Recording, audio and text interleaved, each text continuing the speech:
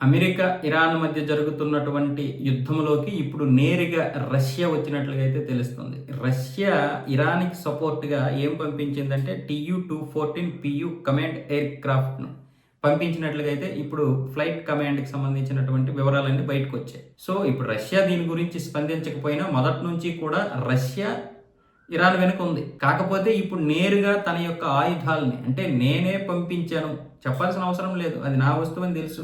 Russia అంటే నేరుగా నేనున్నానని చెప్తోంది.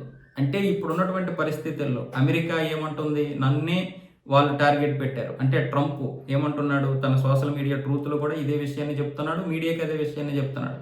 నన్ను చంపడానికి ఇరాన్ మొదటి నుంచి ప్రయత్నాలు చేస్తుంది. ఒకవేళ నన్నే చంపితే మొత్తం ఇరాన్‌ని బూడిద చేసేయండి అన్నాడు 3 రోజుల క్రితం. మళ్ళీ అదే విషయాన్ని నిన్న కూడా ప్రస్తావించాడు.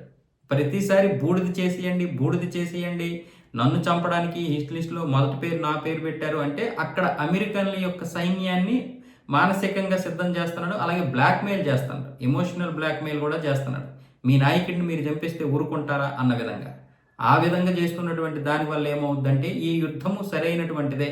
ఈ యుద్ధానికి మేము అర్హులమే. ఈ యుద్ధం చేయాల్సిందే. ఇరాన్ని నాశనం చేయాల్సిందే అని అమెరికా ప్రజలు అనుకుంటారు. అమెరికా యొక్క సైన్యం కూడా అనుకుంటుంది అనే ఉద్దేశంతో ట్రంప్ చేస్తున్నటువంటి ఈ యొక్క ప్రాపగాండ.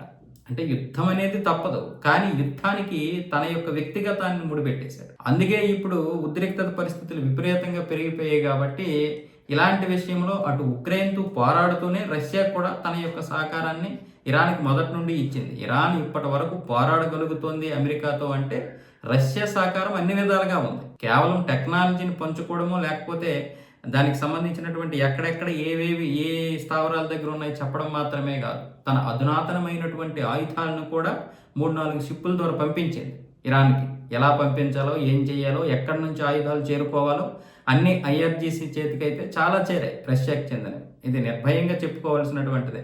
రష్యా ఇది నేను చేశాను అని చెప్పుకోవాల్సిన అవసరం రష్యాకి లేదు. అలాగని ఎప్పుడు చెప్పాలో అప్పుడు చెప్తుంది. ఇప్పుడు చెప్పాల్సిన అవసరం కూడా లేదు. అయితే ఇప్పుడు ఎమర్జెన్సీ సమయంలో అంతర్జాతీయ చట్టాల ప్రకారం కొన్ని పంచుకోవచ్చు. ఏ దేశమైనా ఇంకొక దేశానికి పంచుకోవచ్చు అనే ఉద్దేశంతోటే ఇప్పుడు దీన్ని పంపించడం జరిగింది. TU-214 PU command air క్రాఫ్ట్‌ని.